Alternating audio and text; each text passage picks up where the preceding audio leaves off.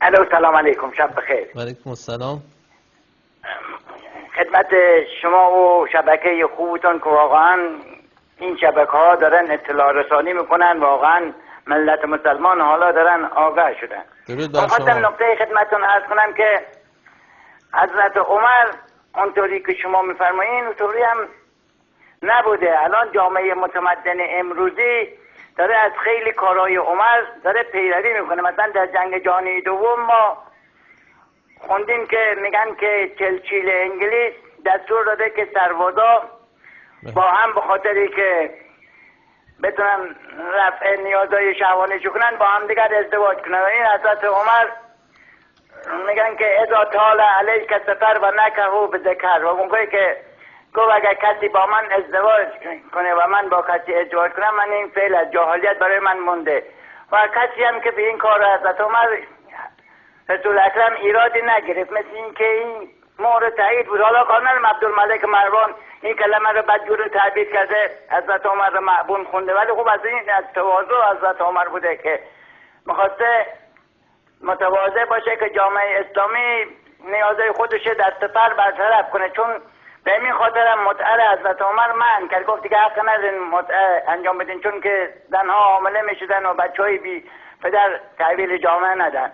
و این امر عمر هم که در جنگ جهانی دوم سیاستمدارای بزرگ دنیا رو این سعی گذاشتن و این میخواستن حتی در انگلستان به تصویب برسونن. حالا این شما دارین به طور دیگر تعبیر میکنین. این یکی از سیاستای بارز حضرت عمره. بله. و از حدیث خلطات هم که شما میفرمایین، حدیث خلطات موقعی که ما میخونیم تو کتابمون که هیچ آیه‌ای بدون اجازه حضرت عمر بر رسول گرامی نازل نشد و خداوند از خود حضرت عمر کسب دستور میکرده و تمام آیات را با اجازه حضرت عمر نازل میکرده. و اینجا که حضرت رسول گرامی، اینو جدی میگی آقای فاروق؟ رسول گرامی حضرت عمر در جیش سپاهه، در جیش نه این که میگی هیچ آیه‌ای بدون اذن خلیفه دوم نبوده. حضرت عمرم فی بود که شاید مریضی بر حضرت رسول مستولی شده و حضرت رسول را دچار آقای فاروق کرده و به همین خاطرم سر باز گفتی هر نفسی هست به حضرت رسول وارد شده و به همین خاطرم موقعی که گفت قلم و کاغذ بره گفت اجر رسول الله ان رجل و یهجر، داره ازیان میگه. خب جناب آقای فاروقی جناب فاروقی، بله میشه من یک سوالی از محضر حضرت علی داشته باشم؟ بفرمایید. شما که میفرمایید خدای عالم بدون اجازه عمر آیه‌ای به پیغمبر نازل نمی‌کرد، بله. خب بس بهتر بود که خود عمر پیغمبر باشه نه حضرت رسول اکرم. اگر اینقدر جایگاهش بالا بوده یعنی از پیغمبر بالاتر بوده و خب بهتر بود که پیغمبر بری کنار خود حضرت عمر بیاد. چرا اینقدر دیر ایمان آورد آقا؟ بله.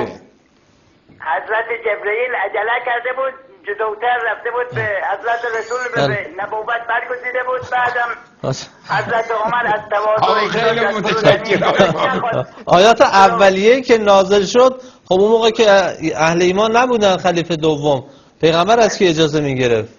من فکر کنم اینا رو بیشتر شوخی خواستن بکنن. نمیدونم. نه تاریخ دچار اشتباه شده. من نمیدونم واقعا شما شوخی کردی. من فکر کنم این مباحث دیگه مبنای علمی نداشته باشه و گویا حضرت علی شما شوخی با میکنه. علما و اندیشمندان همون تایبات تشریف ببرید آقای فاروقی. ما تو کتابامون نوشتن که آیات با اجازه حضرت عمر نازل میشده. شما به این شک دارین مگه؟ من فکر کنم این اصلا حرف خوبی نباشه شما بزنید. بله. حتی اگرم باشه در کتاب شما این بسیار حرف بدی است.